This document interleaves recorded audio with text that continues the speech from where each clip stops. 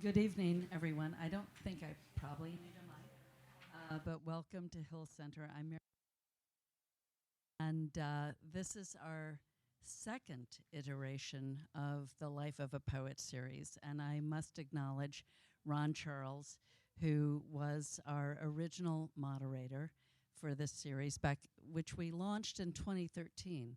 And Ron was absolutely instrumental in creating this series. So thank you for coming this evening. And everyone, please, yeah. The Life of a Poet would not exist without Ron and without our other partner, the Library of Congress. But anyway, we've moved after COVID into a whole new phase, and we're so thrilled that Kyle Dargan is our new moderator, curator, and this is our third installment in this particular series. And Kyle's guest this evening is Sandra Beasley. And you all have programs which give you everyone's bio details, so I just don't need to really talk anymore, but just want to make sure you know that East City Bookshop is here, our partner. They are selling both Kyle and Sandra's books. There will be a book signing following this evening's conversation. And please join me in welcoming Sandra Beasley and Kyle Dargan.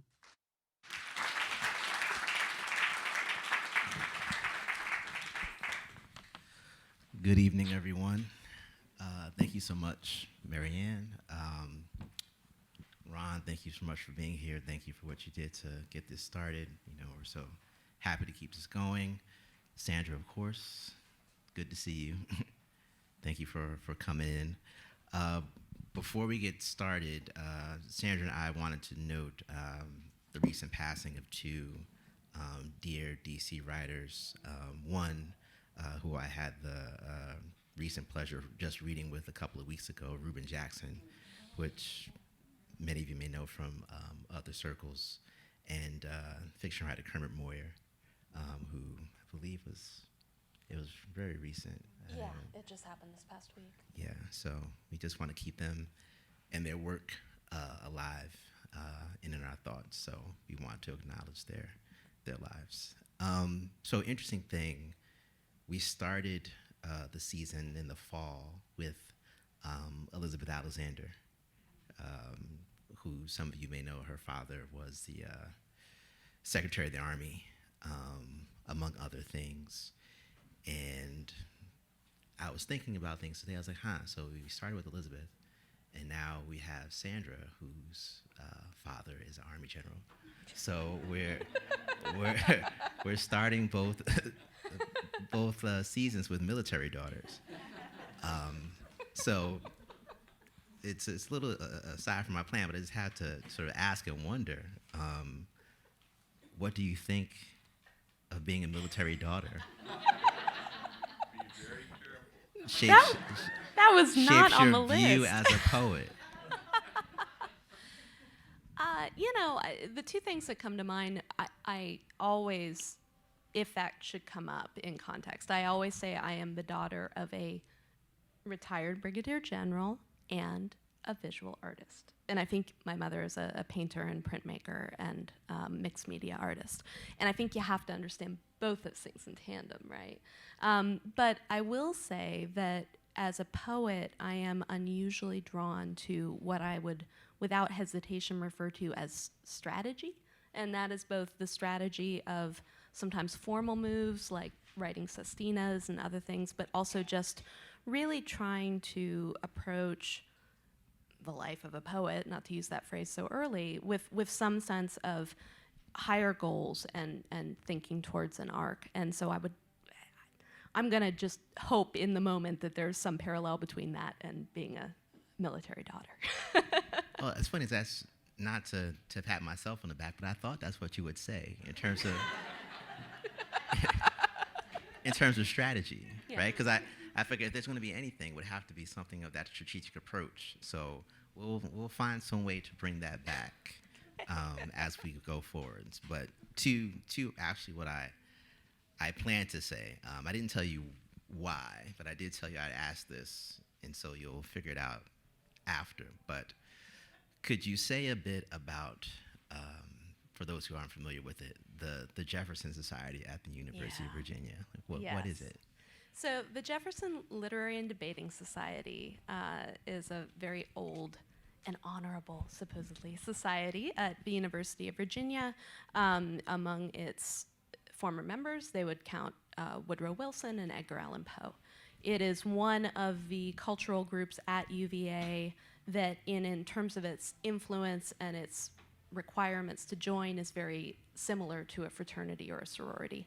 Having gone to a high school dedicated to Thomas Jefferson, TJ High School for Science and Tech, having gone to UVA, and then having joined the Jefferson Society, I lived quite heavily under the shadow of Thomas Jefferson, for better or for worse. I don't know exactly where you're going with this, but I would say that in my time there, I was known as a little bit of a contrarian. I tended to identify with and be known for championing people who that society, in its conservatism, were likely to exclude, but who had exactly the type of superior skills in terms of literature, debate, presence, and fire of wit that they needed to be in that room. We met on Friday nights. I joined them in a very oppositional way because they denied me the first time I interviewed. And then that spring semester of my first year at UVA, I went in and won the MUMA oratorical contest for the best speaker at the University of Virginia, which they administered after they rejected me for. And when I got up there to accept the award, I mentioned that they had rejected me. So, from the get-go, my role in there was kind of to be both the tip of the spear and the thorn in their side.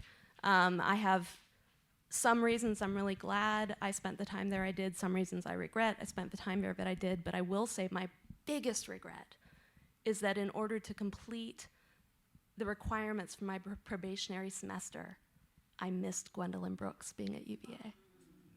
And that was very shortly before she died.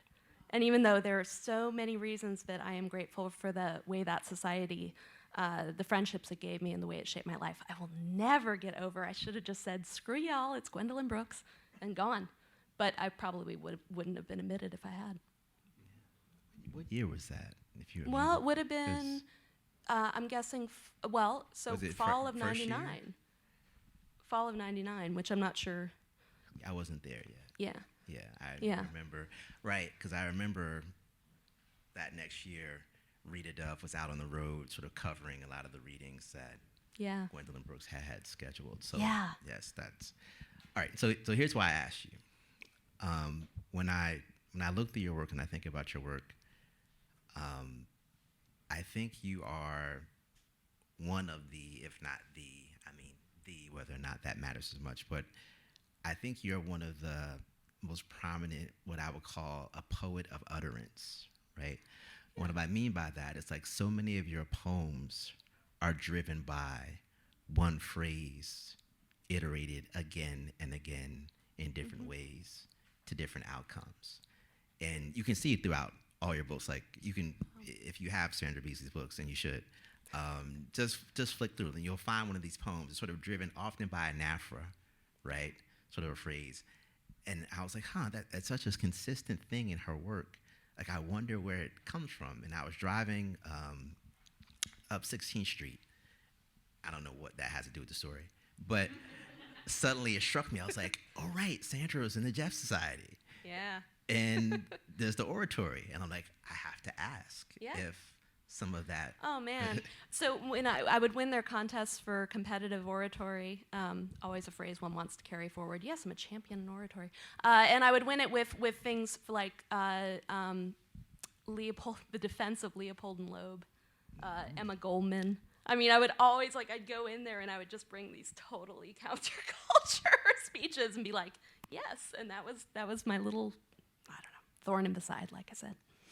So I'm wondering if you can read one or two of those poems, just so the audience can hear it and also know that I'm not making this stuff up. So I have a couple of options to pick from. So I would say maybe, I don't know if it was a dash or an M dash or a minus, but we got an A minus from. Oh, yeah. Yep. From Made to Explode. Yeah, let's start with Made to Explode, since that's the most recent work. So would you mind reading that piece? Yeah, and this one does resonate with my time at the Thomas Jefferson High School for Science and Tech. Although I want to be clear that I have been so fortunate to have amazing English teachers from that school, many of whom have followed my poetry over the years. And if there's one thing I could undo, it would be the sense that what is mentioned in this poem is in any way something that an English teacher at that school should have in some way been responsible for. And that'll make a lot more sense in a moment. But I will say, current students in undergraduate ask me about this poem all the time. And I think it's naming something that we keep trying to say doesn't happen anymore, and it absolutely does. We got an A minus. We, your friends. We, the Virginians. We, the Northern Virginians. We, the 11th grade. We, the choir parties. We, the Madonna sing-alongs. We, the third period U.S. history. We, the antebellum economies. We, the Sunday, the Doritos and Jolt. We, the directors. We, the script. We, the farmers. We, the farmers' wives. You, we decide, should play the cotton picker. You, who vogues best of any of us. You stand in the closet with a Tylenol bottle, teasing puffs of white with its open mouth. We, your friends, we the Northern Virginians, we the Virginians, we the video camera waiting, we who swear this will be hilarious. The door opens, the skit begins. And when I read this poem and sort of understanding how it worked, how such a small phrase, the we the, that repetition, it really hits me when you say, we the directors, and then immediately after that, it's we the script. And just sort of thinking about agency in that moment, right? Like you're not just following like what's happening, like you are also the one shaping what's happening too. And it's sort of like a turning point, not quite a volta, but like it's a moment in the poem where the stakes sort of rise up a bit. But just in a broader sense, I'm just curious, when you find yourself working in this mode, right? How do you decide, like, okay, I think this is going to be one of those poems that's going to move forward with that force of an Afra? I tend to use anaphora in two different mindsets, and ironically, one is one of great indulgence and joy, and the other is when I'm trying to get through something that I'm finding it really hard to write my way through, because it is a harnessing. It harnesses energy, and I think that setting loose a repetitive structure for this let me just keep focusing on what is the next detail that I need to introduce, and then only once I had finished drafting, once for content, once for style, would I really step back and say, what on earth have I just written about? And I like what you said. I feel that's a lot of your poems that work this way. It's like part exuberance, and also part it's like the hammer and the chisel just hitting again and again and again, trying to break through this thing. I wanted to offer the audience via you one more example of this, just to see how it works a bit differently. And I was wondering if you could read the sniper dance. Oh, yeah. Which is, I think, also in this book. Yep. Correct? It is. Yeah, as I find the page, just the sniper dance, I think will have some recognizable.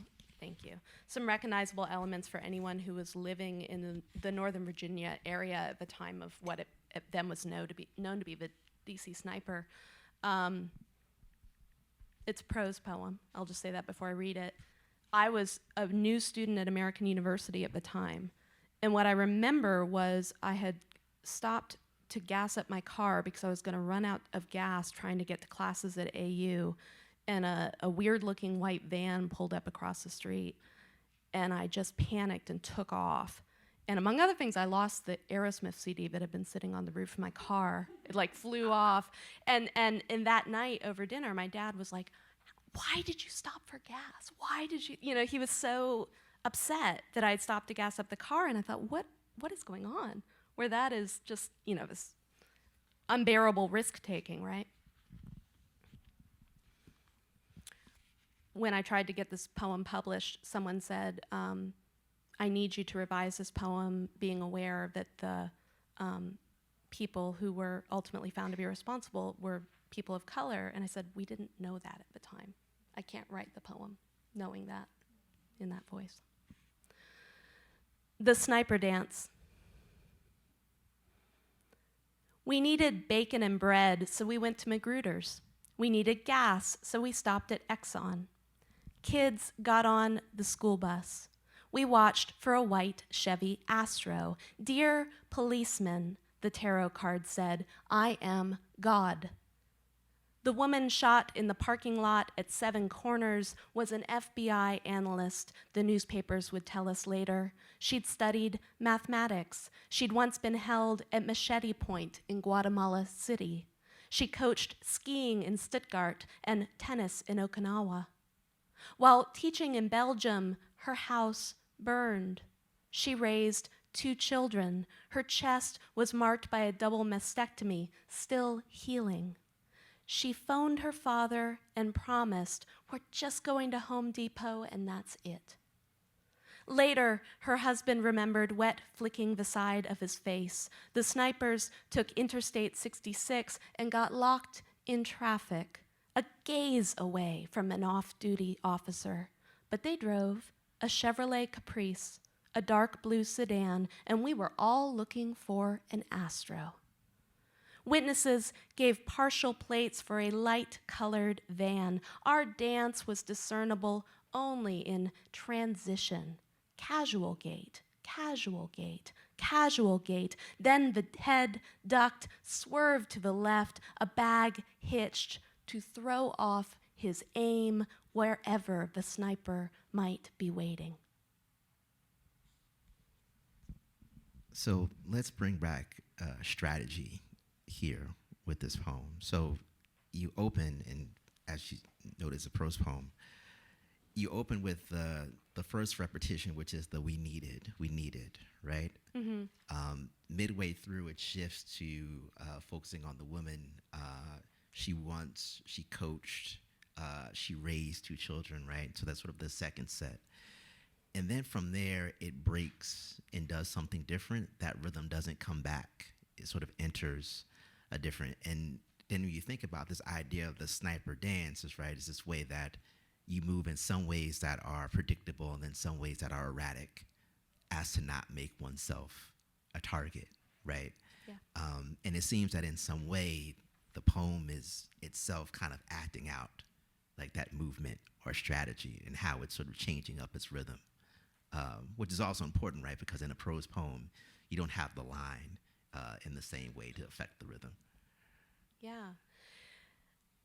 As my AU mentor, Henry Taylor, would have said, that is making me sound so smart, so let's leave it in. I like it. No, I mean, I think you're on to something. And I would, the only thing I want to pause and say is if I had chosen to include notes for this book, there was a wonderful Washington Post article that was a spotlight profile of this particular woman who was killed. And it was really important to me that I find a way that work with the premise of the sniper dance and to some extent reflect an experience that I or someone like I had during that time. But I also really wanted one of the people who had been a victim, I wanted her to loom larger. I wanted her life to be bigger than the presence of the sniper in the poem.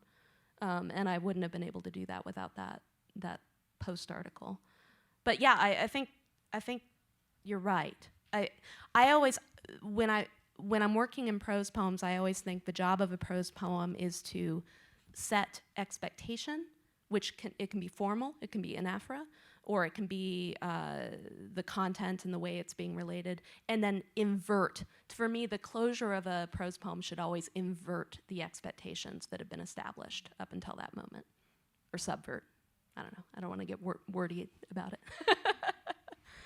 And apologies, I know we're being a little nerdy up here, and I usually explain things. So anaphora, for those the uninitiated, is the repetition of a phrase or a bit of language at the beginning of a line or a sentence again and again, as opposed to its counterpart, epistrophe, at the end. So just so you can understand what we're talking about. So yeah, I think, and I also wanted to put these two together just to show the just way to in get which, things off on a light note, just to Well, really warm up the crowd with something fun. maybe.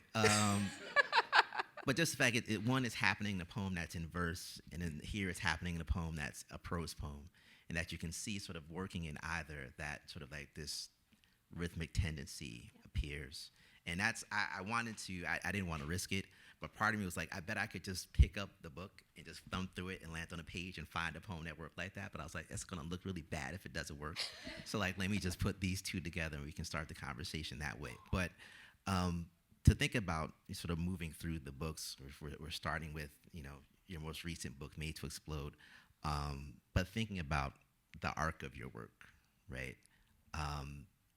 And, some of these poems, I've seen in different iterations. I know we were at, I forget what that used to be, on the corner across from the Library of Congress was a Panera.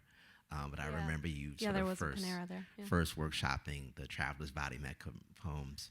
And I was wondering, like, she's going to write a whole book of these? And apparently you did. So it's interesting, sort of the knowledge that I have is sort of like the arc of your writing career. But so Theories of Falling, it's in many ways the traditional first book of poems, right? For our generation, yeah, right, for for our sure. generation. Yeah. With that idea, I always come back to Jay-Z, who always says, your first album is the story of your life up to that point. And Theories of Falling definitely feels like that way, sort of like the story of your life up to that point. Mm-hmm.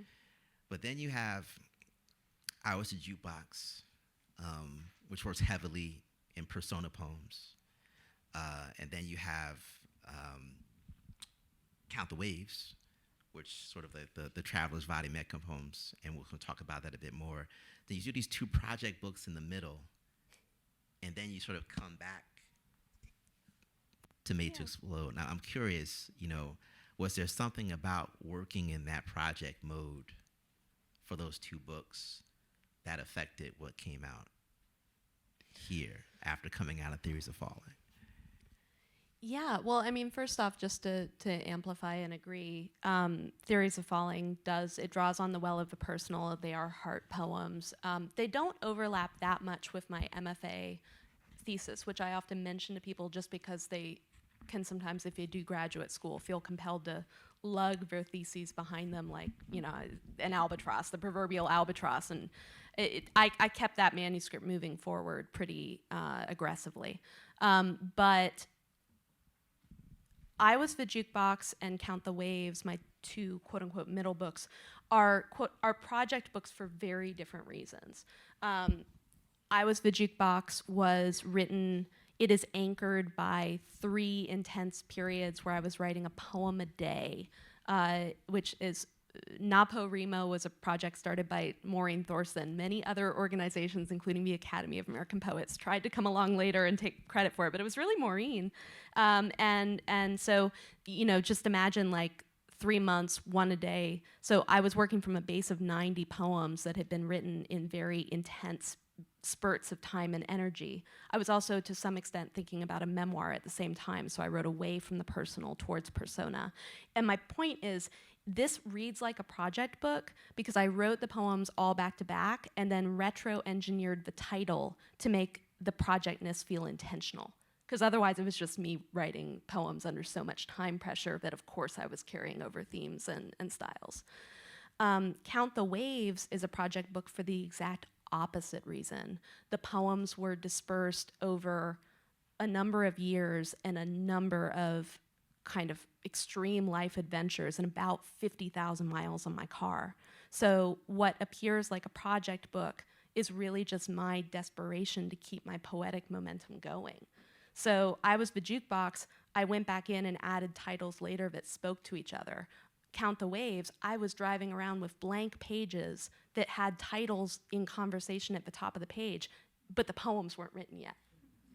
Right? So it's just a manifestation of time and space, I guess.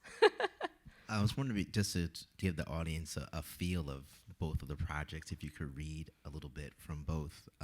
For Hours to Jukebox, I was wondering if you would read The World War Speaks.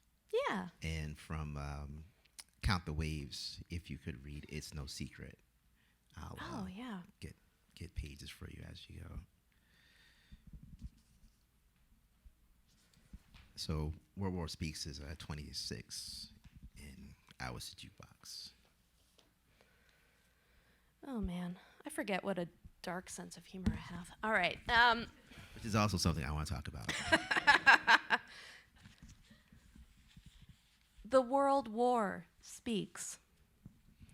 When I was born, 2 incisors had already come through the gum. They gave me a silver bell to chew on, brought me home in a wicker basket, and kept me by the stove's coal heat. Every morning, my mother boiled a huge vat of mustard greens, steam drifting over to my crib, and after a few hours, souring into a gas. I breathed it all in. I began to walk, so they fitted me with braces. I began to run, so they fitted me with books. Mars, hydrogen, Mongolia. I learned to dig a deeper kind of ditch. I learned to start a fire in 3 minutes. I learned to sharpen a pencil into a bayonet. Sometimes at night, I'd sneak into the house of our neighbors, into the hall outside their bedroom, and watch as they moved over each other like slow, moonlit fish. Sometimes my mother would comb my father's hair with her fingertips, but that was it. They wanted an only child, the child to end all children.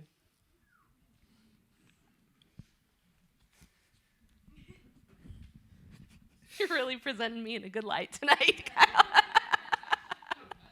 Well, first of all, these are persona poems. They are. So before we move into Count the Waves, I wanted to talk about humor in jukebox. I'm trying to say how to say this without it coming off the wrong way.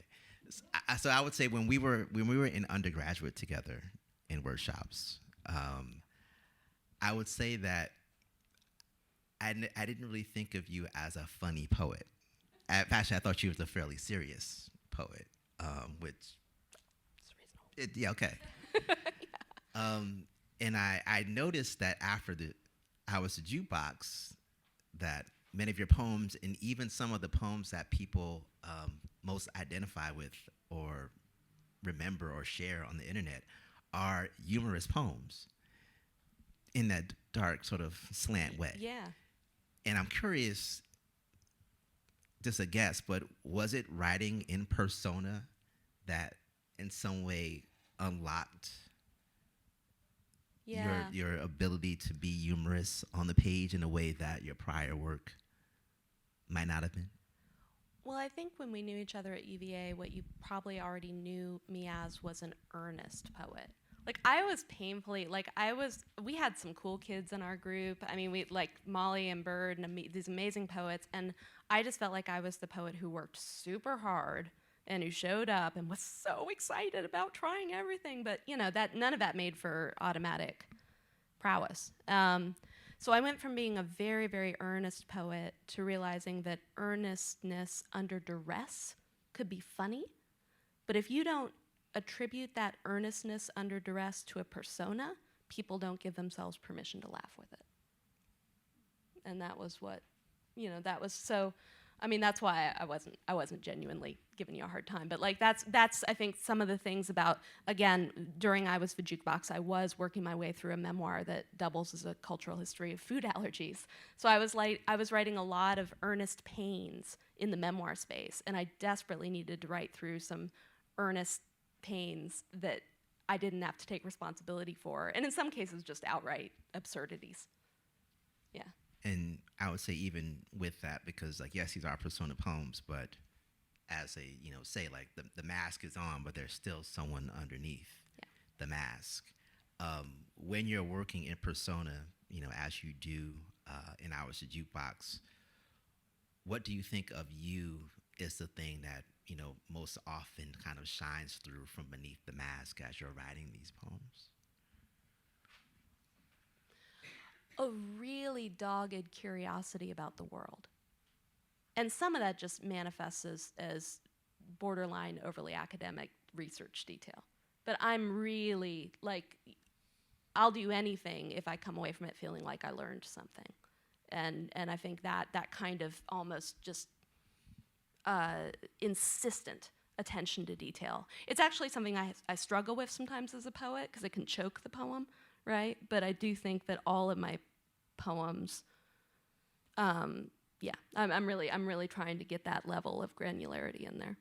Yeah, I mean, there is something often, I would say, encyclopedic about your work in terms of like how much, with, again, that genuine curiosity that it wants you to know about the thing that you're writing about. Like the reader's like, I want you to understand this about the capybara, right? I really do. if you've never seen one before, right? And I think it's actually one of the very endearing qualities of your work. If we could shift to Count the Waves, I think it would be useful first, before you read the poem, if you could just talk a bit about the Traveler's Vademecum, and I guess how you discovered it, how you took it up. Yes. So the only reason why I'm pausing here, and let me, okay, so there's a woman named Helen Klein Ross, and I can't talk about the Traveler's Vademecum without talking about Helen Klein Ross, because she solicited me to contribute a one-off poem to an anthology devoted to the Traveler's Vademecum, which is an actual, real book that she found. That it dates to, I want to say 1853. So you can find it. You can find it on Google Books. This guy, A.C. Baldwin, published, and the whole idea was, I loved the idea that it was a code book, right? So the idea is you on your end have this book with 8,000 plus numbered phrases. The person on the other hand has their copy, and you can communicate across long distances and with some degree of discretion by including the numbers of these phrases, and then the person can unpack it. So in a time when I was traveling a lot, and the time when I was trying to figure out the ways that distance could either increase or kill the intimacy in a relationship, I was just fascinated by this extremely indulgent book. I mean, the full title of the book is The Traveler's Vademecum, or Instantaneous Letter Writer by Mail or Telegraph, for the convenience of persons traveling on business or for pleasure, and for others, whereby a vast amount of time, labor, and trouble is saved. I love the word instantaneous in the title, because thinking about what instantaneous meant then versus now. The poem, I believe, yes, it is no secret here. I'm not reading the whole title, of course, but 37. Yeah. Oh, yeah. Yeah, this is one of those, this premising fact of anthropology is one of those things that you read. I just read it, and I was like, I got to hold on to this, and eventually I'll find the poem that becomes the home for this. The full title is The Traveler's Vademecum, line 7,671. It is no secret here. Dirt, wrote a British anthropologist, is matter out of place. Drop a grape from bowl to table, and we call it dirty. Drop a grape to the floor, and it is trash. Bowl, table.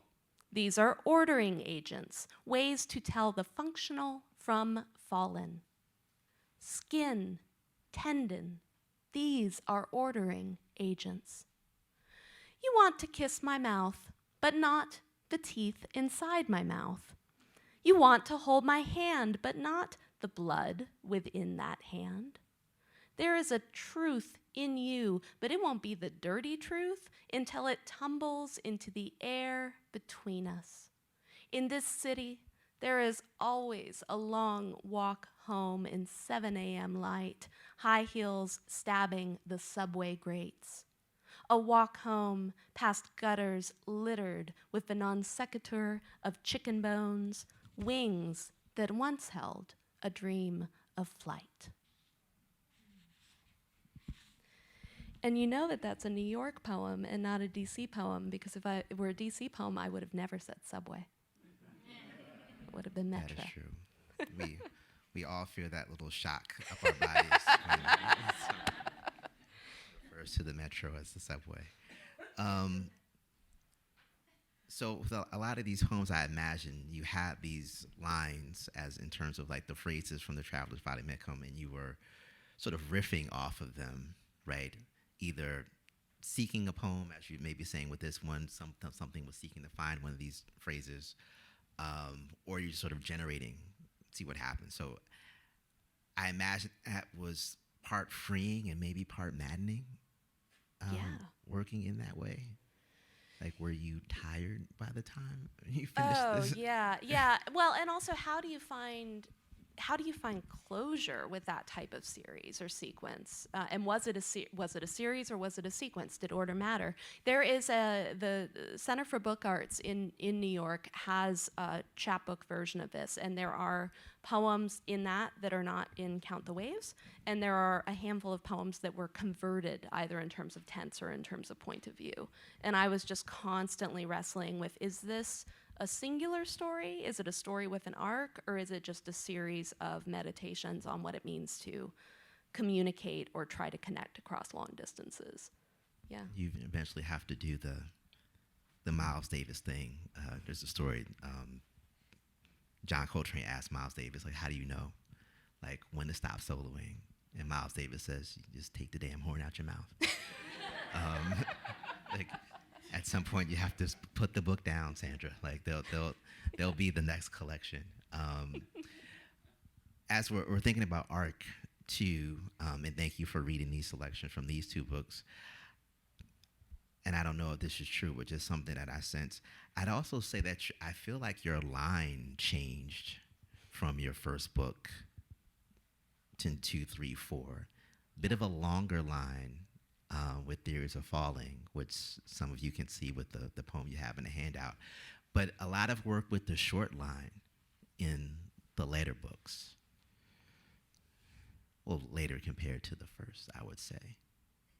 Say it's not 100% accurate, but I felt like maybe there was some kind of shift there. No, I think that's good. It wasn't a conscious choice. One thing that I'll say is, in a local way, and I referenced him earlier, one of my major influences coming out of my time at American University was the poet Henry Taylor, and he would frequently discuss about the problems of the way that contemporary poets had drifted towards assuming that enjambment was the default.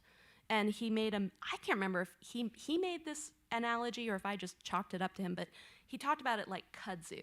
Like, kudzu that so overgrows the trees along the lines of the road that you get to the point where you can't even see the individual bodies of the trees. You just see the sea of green. And so I, at the time, was really, really taking seriously the imperative to end stop whenever, unless enjambment was absolutely necessary. And I was reading Marie Howe, which is what made it so wild that she was the one to select the first book, was because you and I at UVA, we'd read What the Living Do. And that was, I think, for many poets of that particular moment in time, a pretty influential collection. But I know it worked, that those long lines, those couplets, I know. So it's not so much that I made a conscious decision to change my approach to the line as I maybe let my mentors and influences loosen their hold as I move forward. Yeah, and I did see that too, sort of your sense of the end stop line, particularly in Waves and a bit more in Jukebox and later works. And I was wondering, what was going on there. So thank you for giving us a little insight into that. Just want to see how we are on time, just because I always want to make sure I don't hand. It's sort of like one of those things about being a teacher. You never assign stuff if you know you're not going to get to it. So I don't want to give you all these poems and then we going to get to it. And you're like, All what right. the was this about? So I do want to take We'll a do second. a rapid fire. Well, it doesn't have to be rapid fire. We have some time.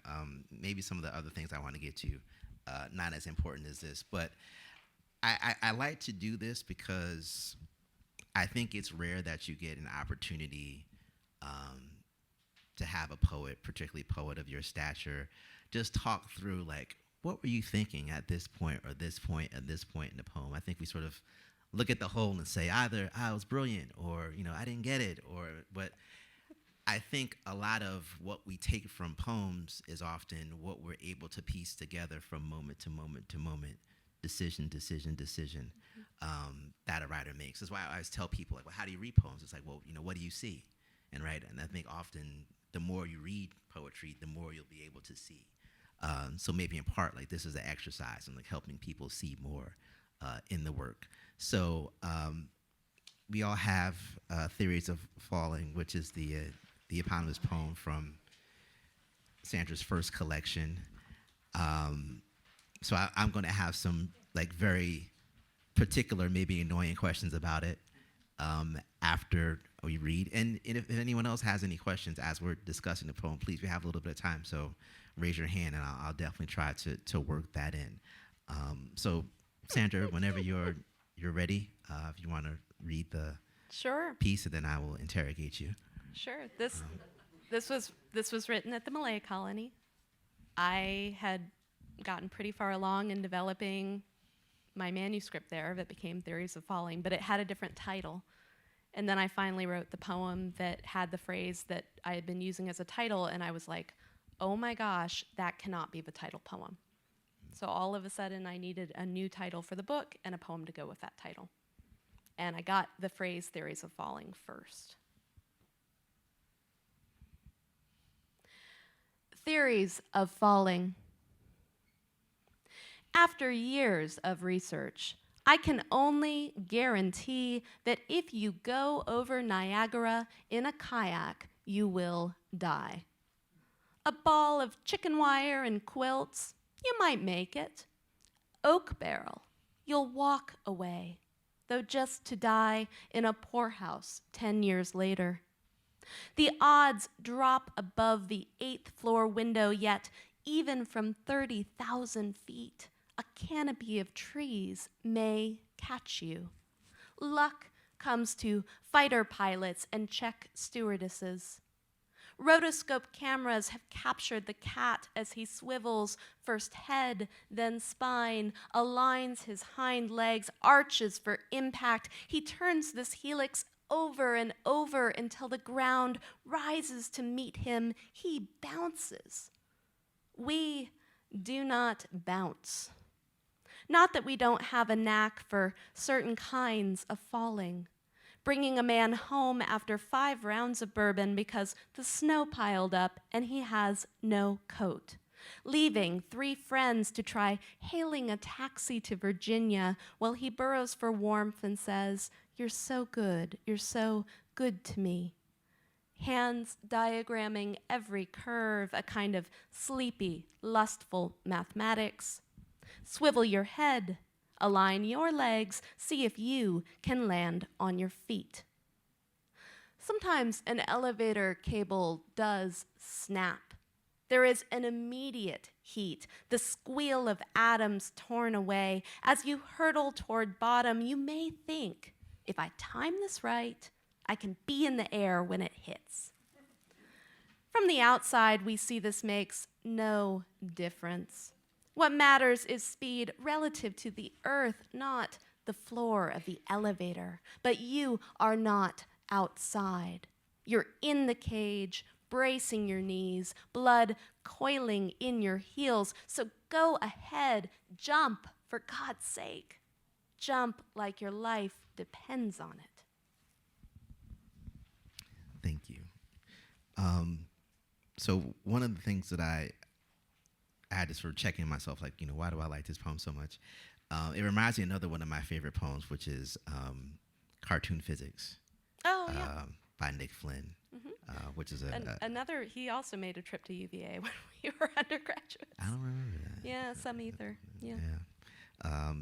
So I think there's a certain energy between these two poems. Like, whether I'm not saying consciously, but I feel like they're in conversation with each other. Probably not planned, but one of the things that I noticed about this piece, if we look at the fourth stanza, the rotoscope cameras have captured the cat as he swivels, first head, then spine, aligns hind legs, arches for impact. And I think about that swiveling, which is, I thought it was a pretty good, I don't know how you feel about the cover of the book, but I thought that was a pretty good No, I got very lucky design with that cover. catch. Yeah. There, pulling out that line. Yeah. But I feel like that swiveling that stanza discusses also echoes the swiveling of motifs that you have in the poem from stanza to stanza to stanza.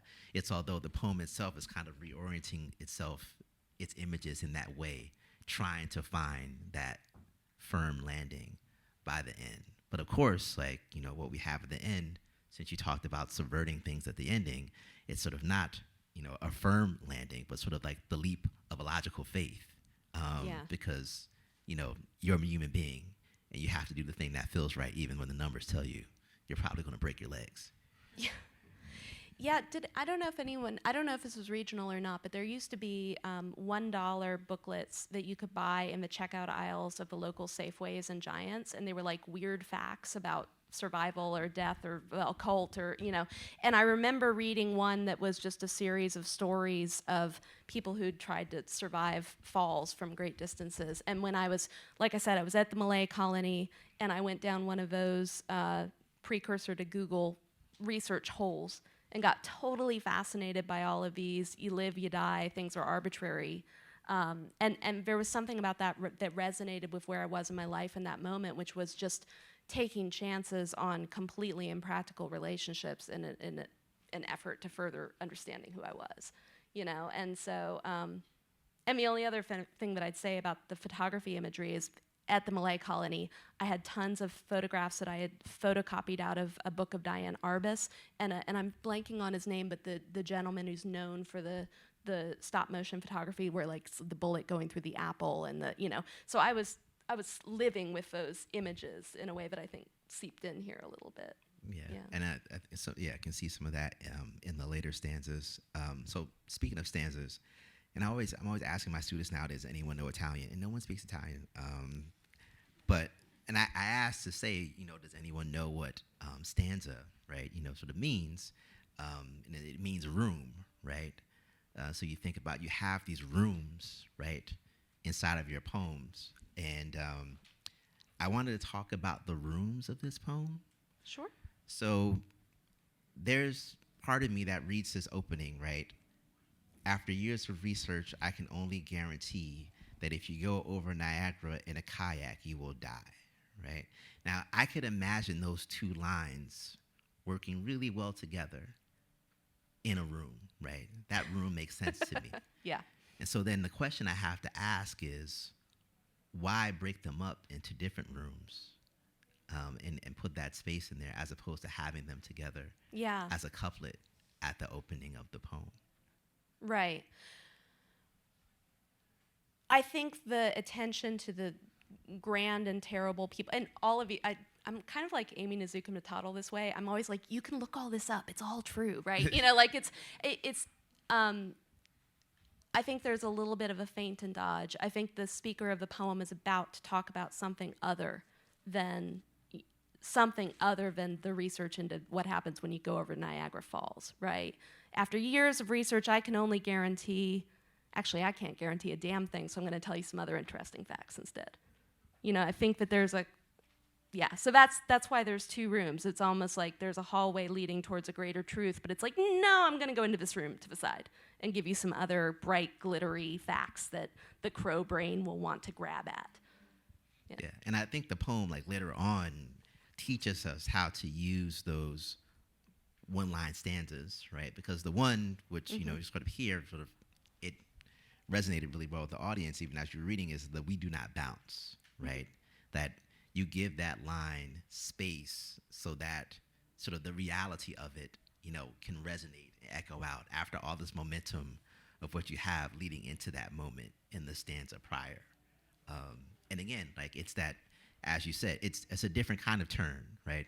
There's the turning that the cat does, which is rapid, right? So excited I got a cat into this event. I did not know if I would be able to get a cat mentioned What's or present. the new cat's name? Sal. Sal the Wonder Cat. Sal. Yeah. And I Before remember that it was Whiskey. Whiskey. Shout out to Whiskey. One of the best cat names I've ever. It made for tremendous problems in the classroom. My students, I'd be like, I'm just really worried about Whiskey. This was our perennially sick cat.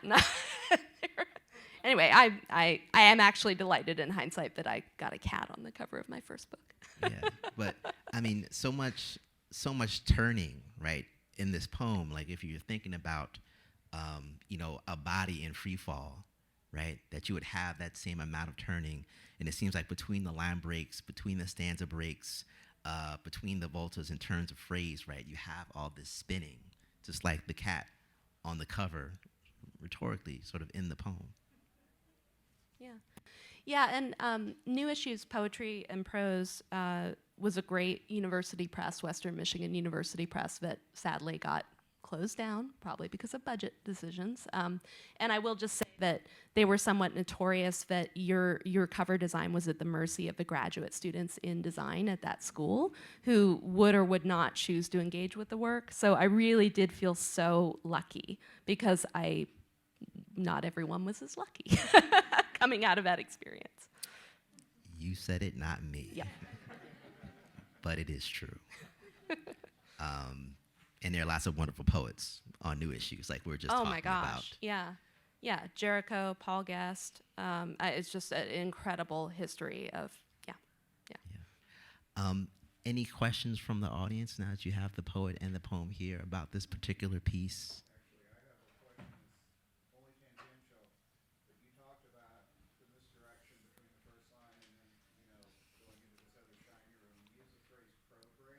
Yeah. Oh, well, yeah, well, I think science got there first. But yeah, no, I mean, yeah.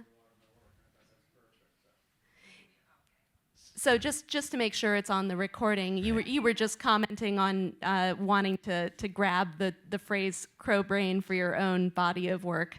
That was a great comment from Greg, who's a wonderful poet. So thank you. Yeah.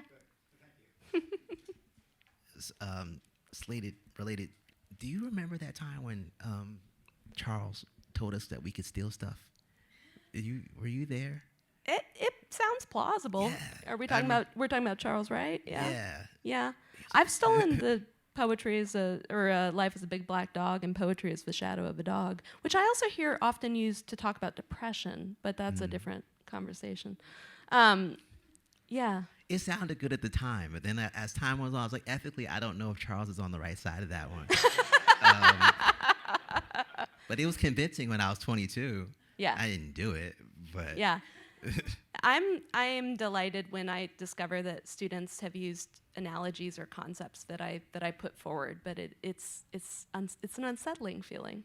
Yeah. I mean, I think the way I like to take what Charles meant was that we're just in the world absorbing all the time, and that subconsciously it just happens. So don't beat yourself up if it does. Yeah. So that's how I cleaned it up in my mind. And I think that it just was there a question on? I saw Dawn has a question. Yes. Another great poet. This room is full of poets, by the way, and we're just gonna hold for a quick second to get a microphone.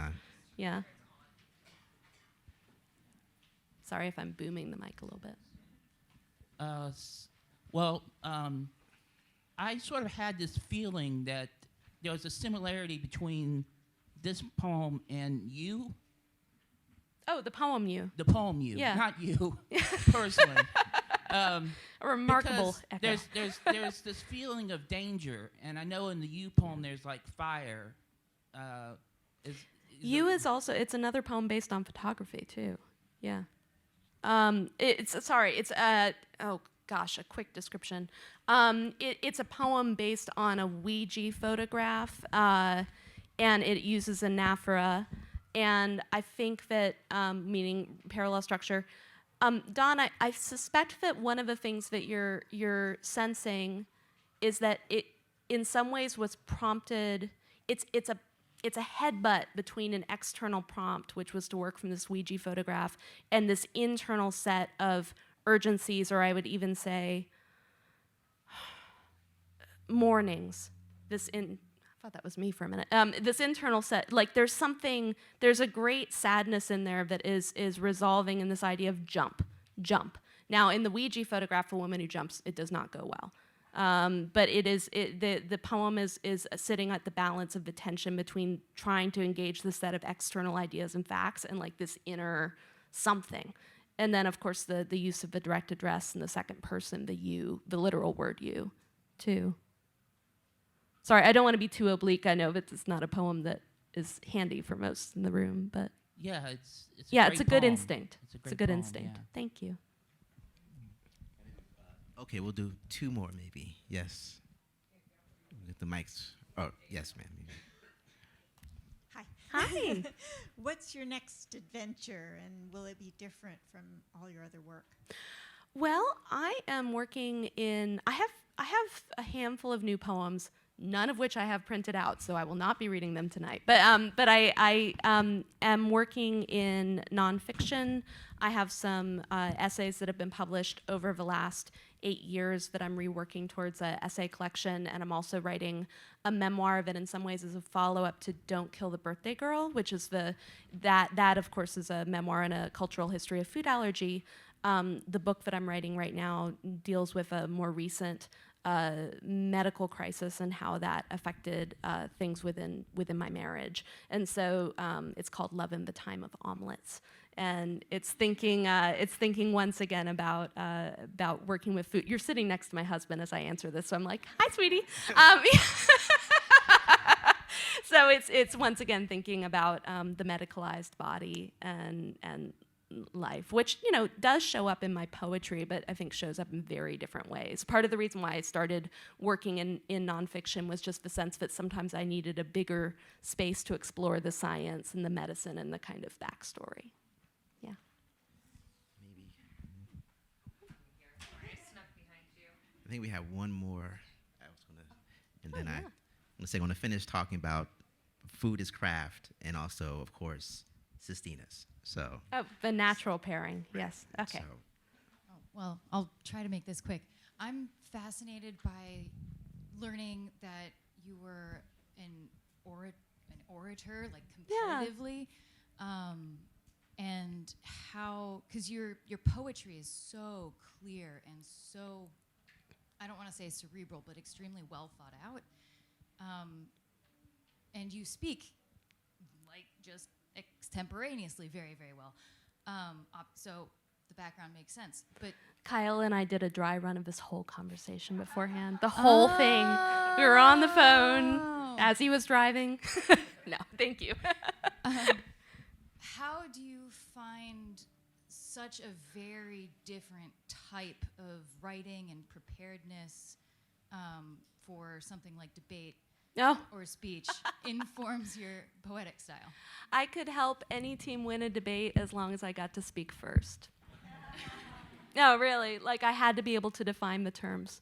If I defined, I mean, we debated Georgetown. We had an internal debate, a couple of internal. I was really good if I could bring those kind of statesman skills into the space and define the terms and lay things out. But if I was trying to rebut in real time using someone else's terms, I really struggled, and so that's probably almost, it's both a oddly formal answer and almost too revealing an answer. Like, I think I'm a Taurus. I'm not great at improvising. I don't love sudden changes of circumstance. So I think that I love the crafting and the etching. I would probably be terrible at a form of art where you had to do real live quick work in response time. Yeah. Thank you. All right, so let me define the end of this conversation. I feel like we can't do this without talking about some of your writing about your allergies. And as I've tracked it, I feel like the first work that addresses this in the sequence of your books is Allergy Girl. And one of the latter, it's not the last, it's one of the latter is Death by Chocolate. So I'm wondering if you could read those two, the first strophe of Allergy Girl from Theories of Falling, and then Death by Chocolate and Made to Explode.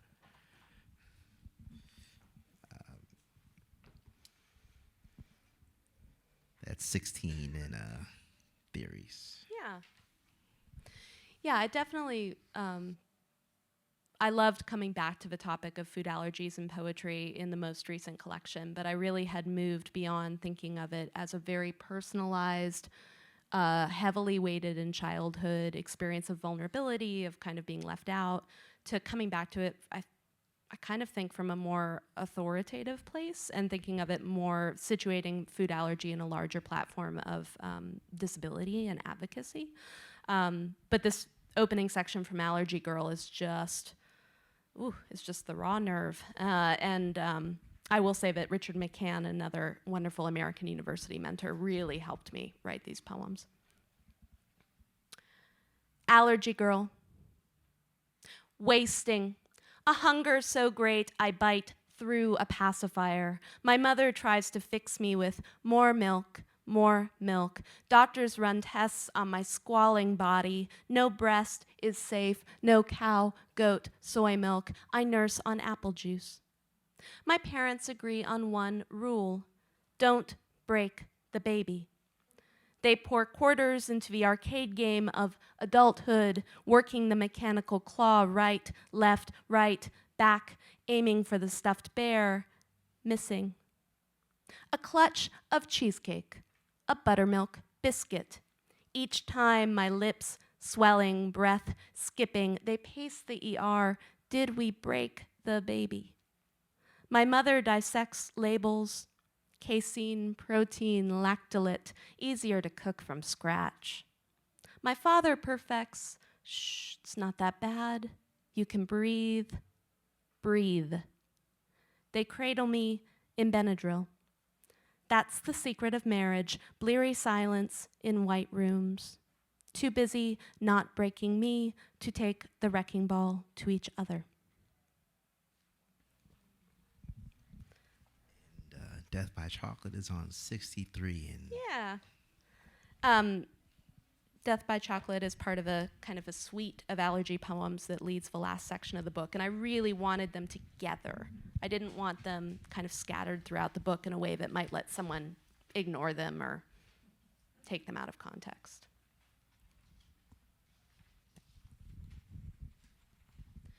Death by Chocolate. A man wants my take on his novel, where a wife dies with a peanut in her mouth after we've met her husband in the act with his secretary in the passenger seat of a late life convertible. A man wants my take on his novel, where the husband's marital issues are solved by her anaphylactic collapse after he serves her takeout spiked with a cashew. And for another 300 pages, he wonders, was it an accident or did I know? Somewhere out there, a man is writing a novel about a chef with a taste for adding shrimp paste to curry and his unsuspecting shellfish allergic wife, and I will be asked for my take on it. I have been offered dozens of takes on my own death. Suggestions abound.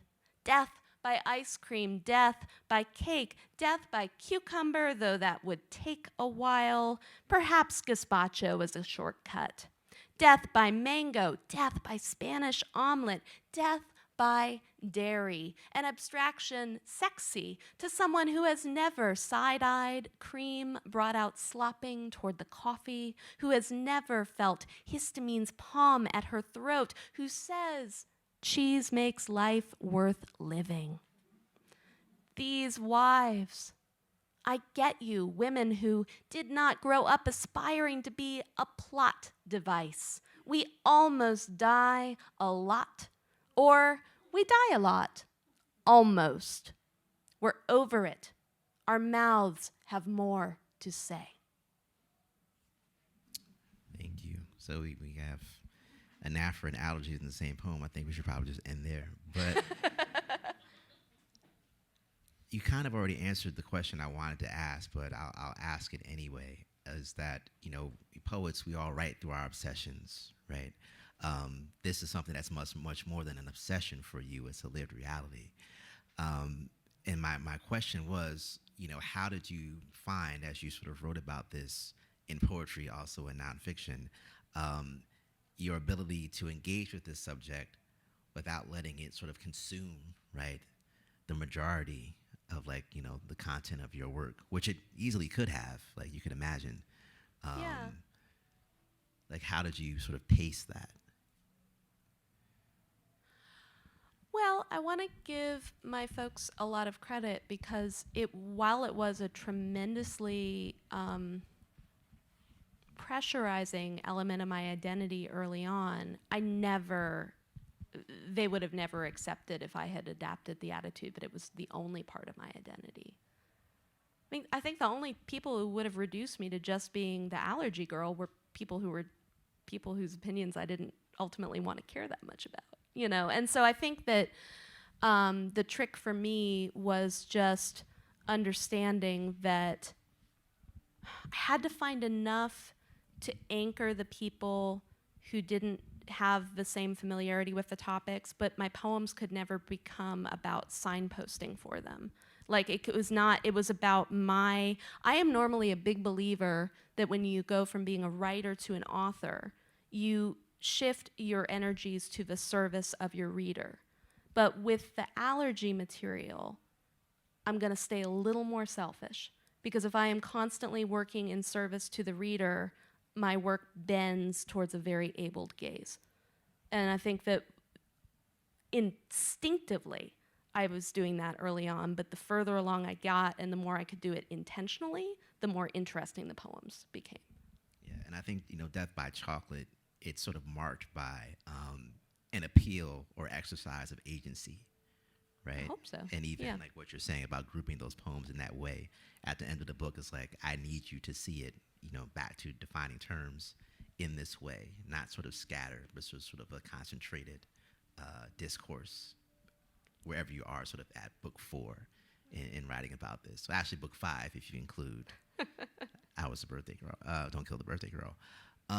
Related to food, I'm running out of time, and I want to get these last couple of things in. So I recently had a student who came to me, and he told me what they're trying to do is they only want to write from the heart, right? And I'm thinking, well, you don't need to be in grad school to do that, right?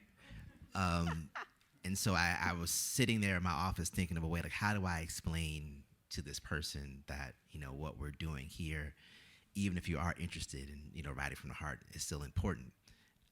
And what I settled on is writing from the heart, it's sort of like butchering, right? When you get the whole carcass, someone has to go in, take it apart, put it into chunks, right? Get it set up. But then you still need a chef to come in and take those chunks and take it even further. Sounding like the menu. Luckily, you already ate, so I'm not. So it's both, right? It's butchering and it's gastronomy. That's what we do as artists. Both are necessary. You can't get one without the other. And you're a writer that I would say I've always thought at a craft level as someone who was a chef, right? You were always very interested in sort of the gastronomy of poetry. And what I'm curious about is where or how would you say the butchering factors into your process or your work? Where is it? Oh, man.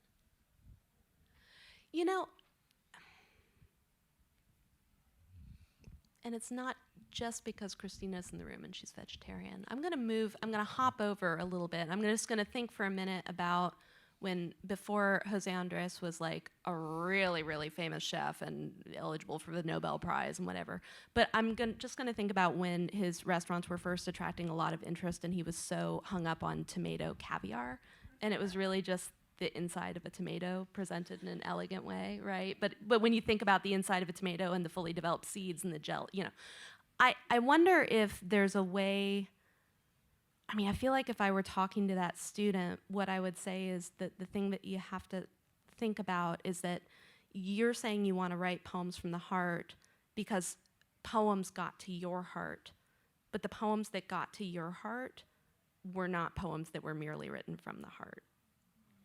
And just pausing and holding space, that even though your experience of them was pure and immediate delight and wonder, that doesn't mean that all that went into writing them was immediate realization and expression. And it's something having to do with that. I mean, like, and now Jose Andres comes into the room. I wish, there's something more elegant in the back end kitchen work than wants or needs to be presented in the final product. Yeah, I mean that's where my heart goes to answer your question. I appreciate like the idea of the understanding the way things work is absolutely resonant with who I am, and I am meticulous about the crafting of things. But all I can think of right now is that glistening tomato caviar. And just slowing, just being a little gentle with the idea, being gentle with the idea that made you want to write with a poem. We are so hard on ourselves in grad school with trying to convert creative material into product. I wish we could get away from that. Well, we can say, right, to take it away from, animal, right, just that idea of slow food, like to get that resource, right, you need to be patient. You don't get a tomato without patience. Yeah, right. You don't get good growing conditions. Livestock without patience, right? So it's to have that patience to get to the resource to then do the.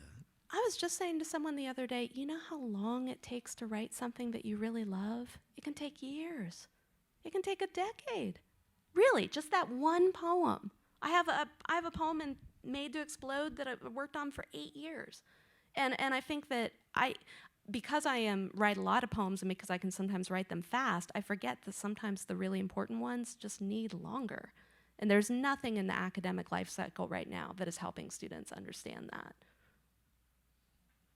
Well, that's why I don't make my students revise in the semester, because I'm like, what are you going to do in 3 weeks? Yeah. I mean, that's really going to elevate this. Yeah. Unless we're keeping the process open, but like I'm not going to ask you to take this thing you wrote 4 weeks ago and now make it great in finals week. Like, what is that? That's dishonest on my part.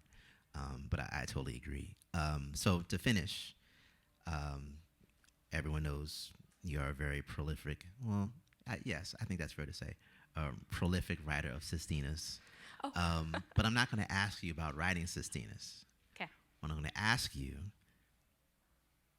for those who don't read Sistinas, and for those of you not familiar, Sistina is a poem that works with a sort of repeating sequence of N-words. I'll admit that the pattern escapes me at this particular moment. It's often characterized using a spiral because the last end word of one stanza has to be used as the first end word in the next. Right. Yeah. And if you read Sandra Beasley's works, you'll probably pick up on these poems, and ending with an envoy, a 3-line stanza that includes all 6 of those words, right?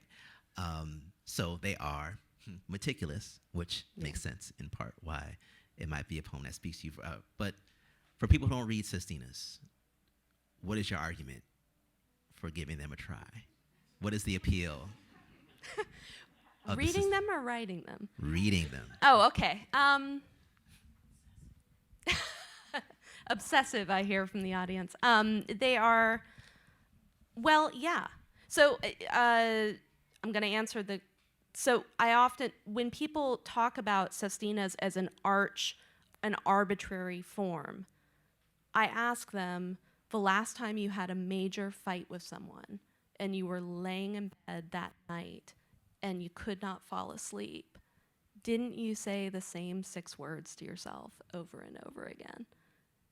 I think that when you find the right material that has been waiting to be channeled, a sestina is the perfect and most organic form for that anxiety, that thing that needs to be worked out, or if not worked out, exercised. And then maybe if you're lucky, exorcised. You know, like it's just, when I write them, I do sometimes use personas, but as is often the case when I use persona, there is some underlying lava stream that has got to find a home. And if you don't if you don't take advantage of the sestina and all those endpoints and all those breakpoints and all those moments for the kinetic energy to work itself out, no smaller poem could hold that. But a 39-line poem with an envoy and 6 stanzas before that of the same 6 end words, yeah, maybe that's a mighty enough vessel. So, you know, lava. That's my answer. And I will give you the option. You don't have to. I sort of wanted to end on the thought of why we should consider the sestina, particularly in an age where, you know, right now, language is moving so fast in terms of how we encounter it. I was giving a talk at Marymount yesterday, and just explaining to the students, like, you know, your brains work differently than mine, right? Your brain is accustomed to streaming text rapidly, whereas, you know, my orientation towards text is that it's actually something that allows me to slow down communication so that I can draw out nuance in meeting, right? So our brains don't work the same, so it's okay if we don't relate to these things. But the sestina seems to be something that asks us to pay attention, right? And also to anticipate, because we know that in some way this language is going to come back. So that's why I think the sestina is a particularly interesting form to think about at this moment. But anyway, I'm rambling beyond what my actual ask was. Do you want to close with a sestina? Oh, sure, but what one should I close with? I picked all the poems so far, so I will leave. That's rude, Kat. Okay. The poem is not called Marion Barry. I could read American Rome. This would probably be the audience that would most likely catch all the references in American Rome. Okay, I will. Kyle, just help me choose between American Rome and The Platypus Speaks. Well, Platypus Speaks was my choice, but I'm up here. I think deference should go to the audience.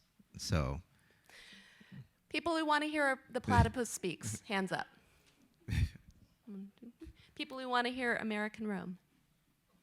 Damn. Kind of not fair, because like title-wise, Platypus Speaks. Who doesn't want to hear that poem? American Rome. I don't know what that means, but we'll thank you. Y'all are being very sweet. I'm gonna do The Platypus Speaks, in part because this is one of those terrific things where I started researching a topic. Just to make y'all, just so you know, I was on my way to the Swanee Writers Conference, and I had submitted for a chapbook. Black Warrior Review used to embed chapbooks in their issues. And I had submitted, and the person wrote back and said, we don't really want this, but I noticed you have this one sestina on your blog or something like that. Do you have enough sestinas for a chapbook? And I said, of course I have enough sestinas for a chapbook. I had one sestina. So I wrote the most frantic line of sestinas. I was up overnight. Anyone who's done Swanee, this is as I'm flipping, I was writing sestinas left and right. And this was one of the ones where, what I love about sestinas, I often describe them as a gyroscope, in part because those 6 end words are like the coordinating ends of an X, Y, and Z axis. And the other reason is that once you started gyroscope going, you kind of know how it's going to spin at first, and then there comes a moment where just chaos just goes where it wants. I did not know I was going to need to write a platypus poem that was going to be a mama platypus, and I didn't know she was going to be a really cranky mama platypus. The Platypus Speaks. As far as the duck-billed platypus goes, I'd like to point out there's no other kind of platypus. You don't say horse-hooved deer or moth-winged butterfly. A beast should be her own best description. I deserve that, having survived 100,000 years of "you would make a fine-looking hat." Years take their toll, the right ovary that goes on the fritz every time, flat feet, and that tangled mess of sex, 10 different kinds of X, Y, and yeah, blind dates tend to be a disaster. We're no sluts like the deer, though. June through October only, my dear. Then we build deeper burrows for the year, each dirt plug a form of daycare. To be a mom must suck, or so the saying goes, except we've got no teats. Only a kind of belly gully where milk pools so that the platypups can lap it up. Take that, Disney. Bambi's mom was never a deer daiquiri. Takes a particular kind of woman to do that for 7 years, twins every time, while the deadbeat dad goes back to his bachelor pad. He must be so satisfied, lazy as a queen bee, stroking his only weapons, hind spurs that barnacled to his ankles. Out he goes with enough venom to kill angry deer. But would he save me from hunters? No. Years teach me not to expect a card, a kind Mother's Day word, or flowers of any kind. There's no alimony in the wild, beware. Even minor developments take years. But evolution's crawl has its perks. That way I track electric waves, swift as deer, swiveling to go as the hot shrimp goes, each soul spark a kind of beacon.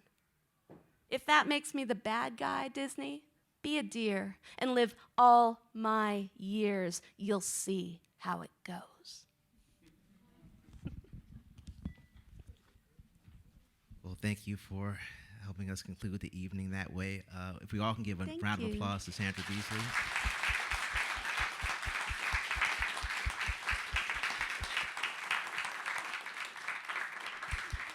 Thank you all for coming. Please do buy books if you can, and we hope to see you back in a couple of months for our last installment for the season. 23rd with Reggie Cabico. So thank you all. Have a good night.